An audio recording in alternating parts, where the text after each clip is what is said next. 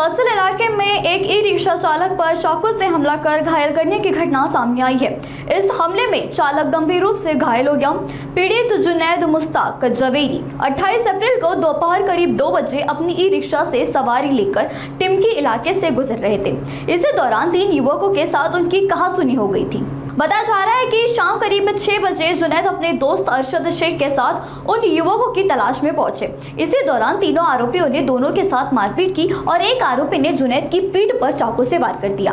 घटना के बाद सभी आरोपी मौके से फरार हो गए, जबकि घायल जुनैद को तुरंत अस्पताल में भर्ती कराया गया, जहां उनका इलाज जारी है। पीड़ित के मित्र ने हमलावरों में से एक की पहचान वेदांत गौर के रूप में की है, जबकि अन्य 2 आरोपियों की पहचान की जा रही है। फिलहाल पुलिस ने मामला दर्ज कर जांच शुरू कर दी है और फरार आरोपियों की तलाश भी जारी है।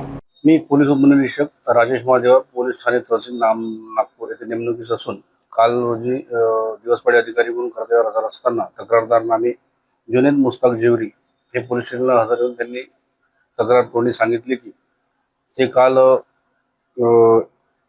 ई रिक्षा घेऊन दुपारी नालसाद चौककडून टिमीकडे येत असताना लालपत्तर येथे त्यांनी ई रिक्षा थांबविला।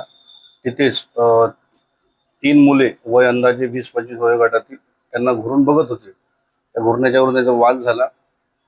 तिथून तक्रारदार त्यांचा ई रिक्षा घेऊन निघून गेले।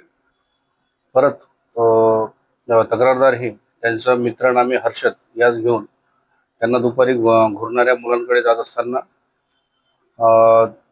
ते घुरणारे मुले सुलभ शौचालय गोळीबार चौक येथे ई रिक्षा तक्रारदार यांना भेटली। तिथं परत त्यांचा वादविवाद होऊन घुरणाऱ्याच 3 इसमांनी त्यांना शिवीगाळ करून धमकी देऊन त्यांच्याकडे असलेल्या धारदार चाकूच्या पाठीवर वार करून तक्रारदारास जखमी केले। आरोपीचे नाव आहे वेदांत गौर आणि त्याचे मित्र सक्षम आणि श्रवण हे असून त्यांचा तपासपूर्वक शोध घेत आहे।